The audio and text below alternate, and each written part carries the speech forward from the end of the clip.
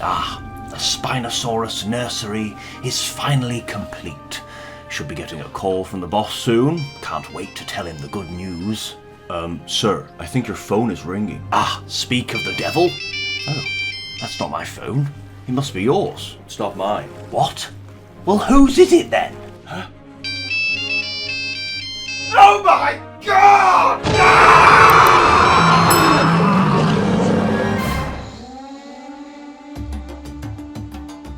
Hello, and welcome back to Prehistoric Savannah. Today we're going to be making our first baby build. A Spinosaurus Nursery lagoon. And here is our Spinosaurus baby. Aren't they just adorable? Now you can get two different types of babies on this game. You can get the scaly version like this, or you can get the feathered version. So these two at the top are both scaly and these two at the bottom are both feathered. But I must say, I think I do prefer the scaly version. I just can't picture a baby Spinosaurus with feathers like this. I just can't see it, especially living around water. I just think they would probably have scales like this. But I do prefer the adult version of this one. When this one grows up, I do love the colours and the patterns. Look how beautiful. Wow. However, I don't really prefer the colours on this one. But I do like the scales, very crocodilian-like. So I like the scales on this one, and I like when this one is a baby. But for the adult, I do like this one. So for our Spinosaurus lagoon, we're going to go with this baby. I just think these ones look absolutely adorable. And I do prefer the scales to the feathers. So without further ado, let's build these baby Spinosauruses a nursery lagoon. So to start off, build yourself a square and fill it with water. Quick little side note here, when you put your flooring in, under no circumstances turn it to a different angle. Just put it in like this. Don't move it around, because if you do, you're going to have loads of problems later on down the line. Now you can see around the edges of my pool, look how straight they are. Nice and straight. But look what happens when we turn it on a different angle and then put the water in. Look, you can see it's all zigzagged and pointed around the edges. So when you take away the floor, the water is going to be all spiky and it won't look like a plane of glass. It'll look an absolute mess. So don't do this. Instead, just put your floor in like this. Don't move it around. You can see once I've moved it and I go back, it puts itself back into the correct position. So if I copy and paste this and don't move it, you can see when I put the water in, it's nice and straight around those edges, which is what we want to make it look like it's a glass plane looking inside an aquarium. The next thing you're going to do is line up a load of kiosks and make sure they're all part of one group. Delete the floor and then place your kiosks on the bottom of your aquarium floor. And you can see as you do this and you move it side to side, it flattens the ground but leaves the water with these nice straight edges, just like it's being held up by glass. So that's the difficult bit out the way. Now we're going to extend this lagoon for our baby Spinosauruses. But as you can see, when I do this, the ground comes back up. But don't worry, you can easily fix this by just putting your kiosks down again and exposing that nice flat edge of the water. Now it's time to put your flooring down for the guests. But I must stress, make sure that flattened terrain is off If you don't do this, you'll make the same mistake I did, and all the ground will come back up and cover the flat edges of the water. And when you go to use your kiosk, it won't work this time for some reason. So I had to start all over again, which was a little bit frustrating. Once you've got your floor down, it's time to put in your walls. And you can see here I'm putting some wooden walls at the side, and then in the middle a big glass window so the guests can look in and see the Spinosauruses swimming underwater. We'll just raise the wall there so no water comes spilling over the top, or maybe a Spinosaurus lands on your head. We definitely wouldn't want that now, would we? And you can see I'm just putting in some rocks here. I changed my mind. I thought, you know what, the rocks look a lot cooler, and just gives it a bit more character rather than just having wooden walls. But it's completely up to you. Just another idea if you fancy something a little bit different. And we'll put some benches in so the guests can sit back and relax whilst they enjoy the view of the baby Spinosauruses swimming about. And we're just filling in the bottom here with a few rocks just to finish it off. And that's pretty much your aquarium window done.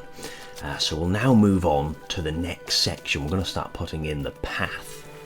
So you can see we've got these nice curved paths following around the lagoon so the guests can get a real good view of those baby Spinosaurs. And here we're going to put in a bridge so you can cross over to the other side, and you'll be over the top of the Spinosauruses here. You'll be able to put your head over the bridge and see the Spinosaurs. Maybe we might even give the guests maybe some bags of food, and they can throw the food off the bridge and feed the baby Spinosaurs. I think that'd be quite quite something for the guests there. And so all the Spinosauruses will be hiding underneath this bridge waiting to be fed from the guests. Nice way to make a bit of extra cash to fund the park as well. We could have some little bags of fish as you come in and sell them for a couple of quid, and then you can go in and feed them. Just adding in some stairs here so the guests can get down to the level of the aquarium window, smoothing down the ground at the bottom of the pond there. And we'll start looping these paths around so we can link it all together. But we must make sure that the ground is all flat before we do that.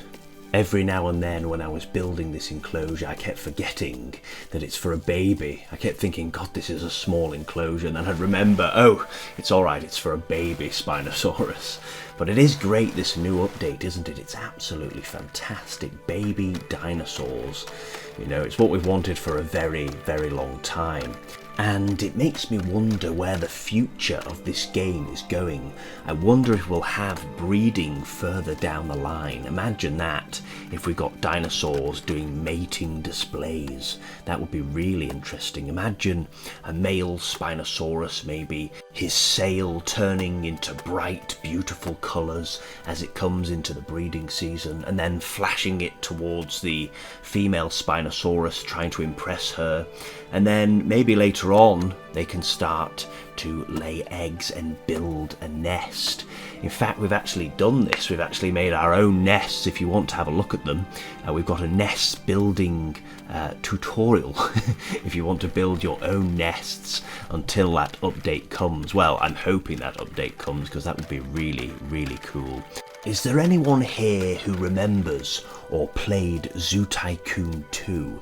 Do you remember those little beavers that you could put in, and you could give them a pile of sticks to build their own dam with? You'd have to put a cluster of sticks down in the enclosure, and the beavers would walk over, pick up a stick, and then swim with it and build their own little lodge. It was great, and I was thinking they could use the same thing here. You could put some sticks in the enclosure, and then the dinosaurs pick them up and bring them over into a cluster and start building their own nest and then laying their eggs in it. Imagine how cool would that be? And now it's time to add some details to the exhibit. So I'm just putting in some dead wood here, a few logs and branches. You get a lot of dead vegetation in swamps because the soil is so saturated with water. Sometimes the plants die, so you find a few dead trees dotted around. And in the centre here we're going to have a little island, because at the minute most of this enclosure is water. We do need to give them some land, so if they do want to come out of the water and have a break from swimming, they can do so. And they can just sit on this nice little beach area that we've made for them, and they can just bask in the sun and relax for a minute. Put a few rocks down, and then we'll start adding some vegetation. Now these palms are actually a desert plant, but they do suit this environment. I don't know what it is about them, they just look very prehistoric, and they just go. A few bulrushes around the edges there of the water, another log. And once you start to put in the vegetation, it just comes to life. It adds a bit of colour and brings some life into the enclosure. And we'll just build that up slowly, putting in lots of different plants, lots of different varieties of species of plants. And it really is starting to look rather good now. It's starting to come together. Dot those about here, there and everywhere. Lovely. Now, we can't have a swamp habitat without putting in some lily pads. Look at that. Wow, it just transforms the enclosure straight away. It looks more like a swamp now. And we'll just dot those around the edges of the pond. A few trees dotted about. Lovely. And some jungle tropical plants as well. Some bushes and some ferns. Lovely. And then we'll put in some palm trees. And I don't know what it is, when you put these in, it gives me an Everglades vibe. You half expect to see a huge alligator lurking in the water, but no, instead you'll see a Spinosaurus. Now here I'm going to build a waterfall. This is the cherry on top of the cake for your builds. If you want to enhance your enclosure, put a waterfall in. It really does bring the wow factor to your build, and the guests will love it. They'll probably get a selfie with it in the background, maybe get a family photo with it. And it's also bringing in fresh water into the pond. Think how dirty the pond water will get if the Spinosauruses are, go to the toilet in it, and there's no fresh water coming in apart from the rain. So we do want a fresh supply of water coming in and keeping that water nice and clean. And you can see here we're just going to make the waterfall into a 2-tier waterfall.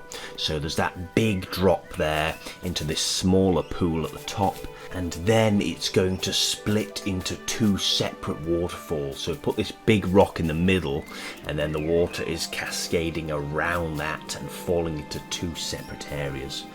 And then we'll just put a bit of splashes down at the bottom where the water is hitting, and then a few pebbles as well. Put these boulders and pebbles around the side. It looks like they've come loose as the water has been running, and it just makes it look that much more realistic really when you put those in.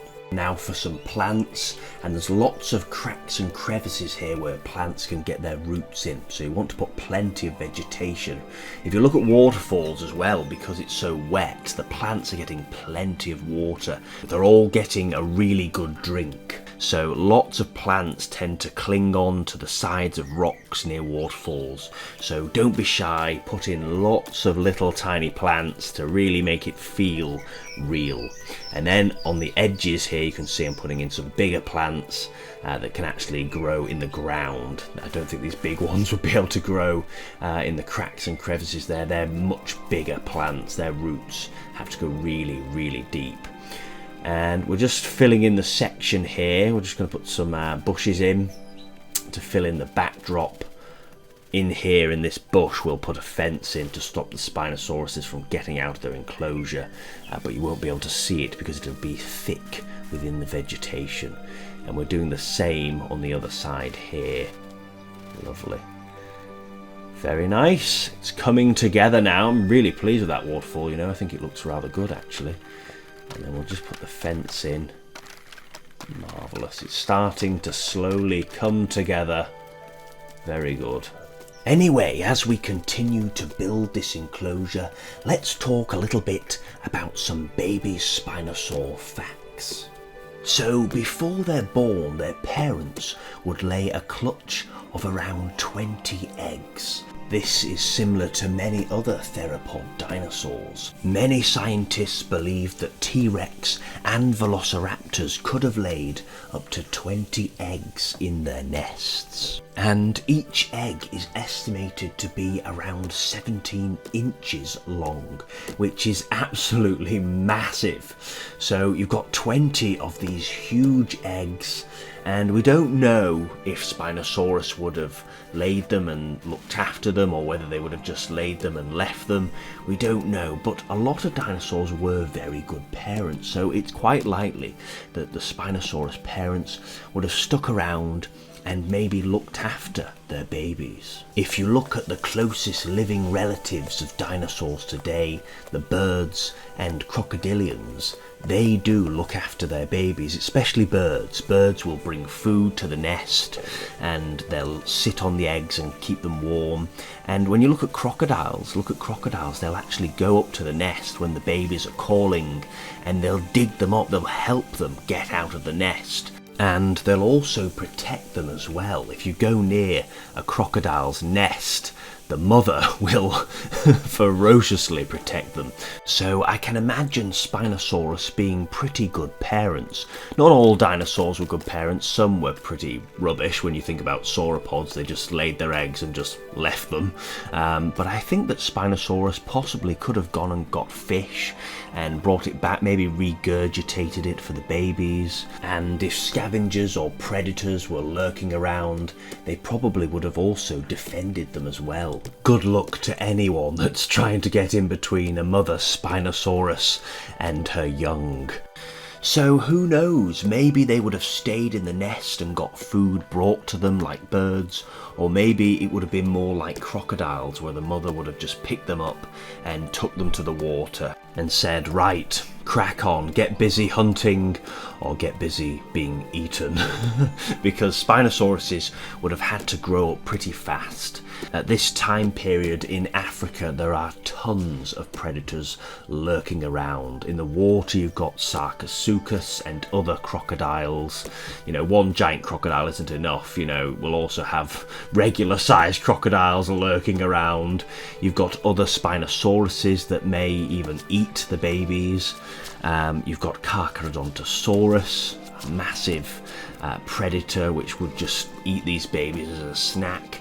You've got pterosaurs swooping down and, you know, they'll pick up a baby and take it off, you know, and eat it somewhere where they can get away from the predators on the ground. So if you're small, you're an easy target, so you need to eat and start growing up fast. It would take around 20 years for a Spinosaurus to fully become mature. But when you consider how large this animal is, that really is quite impressive. And here you can see I'm just doing the bottom of the lagoon, putting in some rocks, some boulders and pebbles, some fallen logs in there as well, and also some weeds that are growing in between the rocks, just to try and make it look you know, a bit more decorative. You don't want it just plain in the water, you want some stuff going on. And you know what would be cool as well? At the moment, all the animals that swim in this game, not in real life, but yeah, all the animals in this game can swim, but they just stay at the surface, they just swim at the surface. It would be great to see Spinosaurus maybe diving down into the water and doing some stuff under the water, some cool animations, things like that. Because that would be really cool to see them through the glass window there and see them diving down and swimming through the rocks and maybe under the logs and stuff like that. That'd be really cool to see. And yeah, the build is really starting to come together now, just putting in some finishing touches.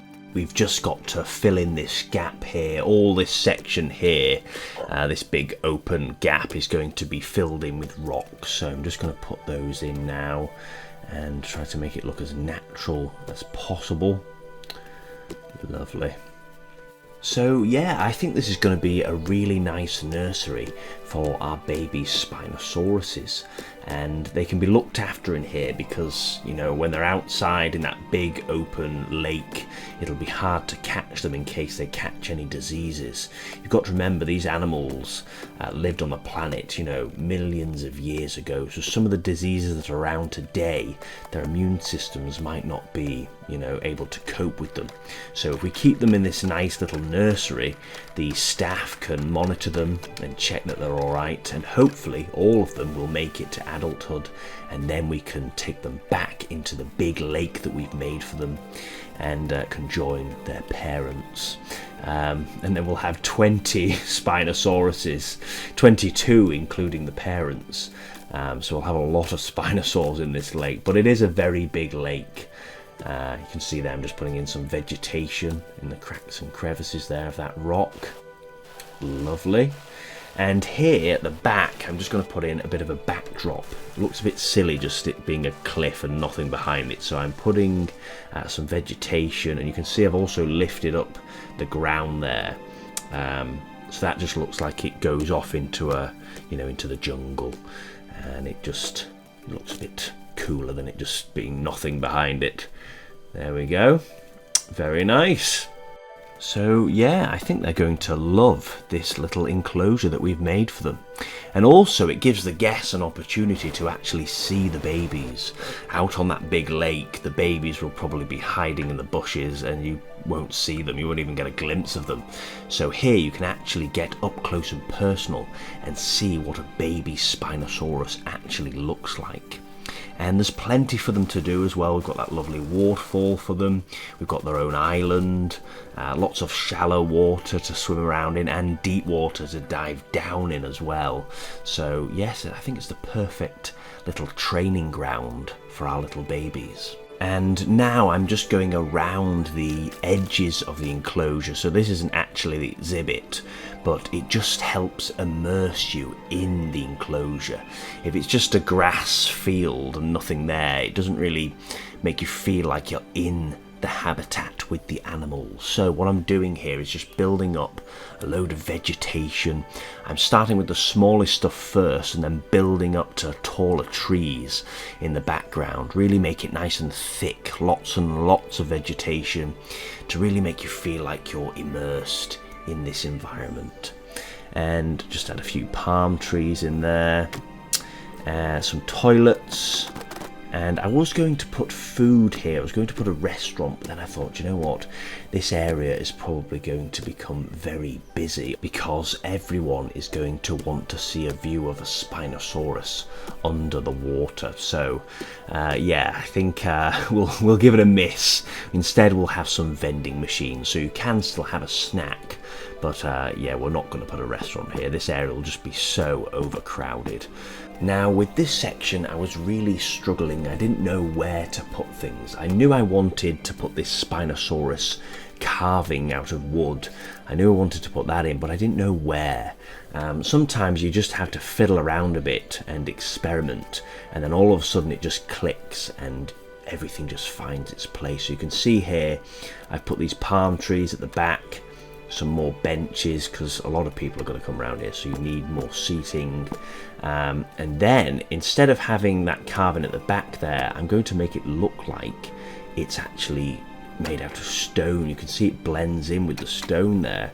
So you've got two Spinosauruses on each side. Really looks really symmetrical. Really, I like the way it looks. It looks really cool. Finish off these rocks here, and you can see I also put a few signs in just with a bit of information telling you about the baby Spinosauruses and things like that. And we're almost finished now. The build is pretty much there. We've just got to finish off these gaps, and sometimes it's quite annoying because you're trying to finish it off and you just can't quite find the right rock just to make it all flow and seem like it's natural. So we're just putting in a bit of vegetation in there. Lovely. You know, I think this exhibit makes a perfect addition to the park. So now they can see all of the 3 dinosaurs that we've got in the park at the moment, the Carcharodontosaurus, the Spinosaurus and the Ouranosaurus. And now they've got this section over here where they can get up close and personal with the Spinosaurus babies. And there's lots to see in this enclosure as well. We've got obviously that glass panel. They've got the waterfall, the bridge. They can get really up close to the lagoon and really get up close and personal with the Spinosaurus. All we've got to do now is the entrance. And you know what? I think I am going to add in a little food station where the guests can go up and buy some food and feed those Spinosauruses, because they've got to grow up pretty quick. And here for the entrance, I'm just putting in this little archway. Well, it's not really little, this very big archway, just to make a bit of a grand entrance as you walk into this nursery lagoon. And we're coming up to the end of the video now. There's just one last thing to do, and that's to put a little gate in so the keeper can get inside and check the Spinosauruses. And there we have it. That is the Spinosaurus Nursery Lagoon complete. Finished at last. Thank you so much for watching. I hope you enjoyed the video. If you did, give us a like. If you got any ideas for future builds, let me know in the comments down below. And in the next video, we'll be doing a full tour of this enclosure. So don't forget to subscribe so you don't miss it.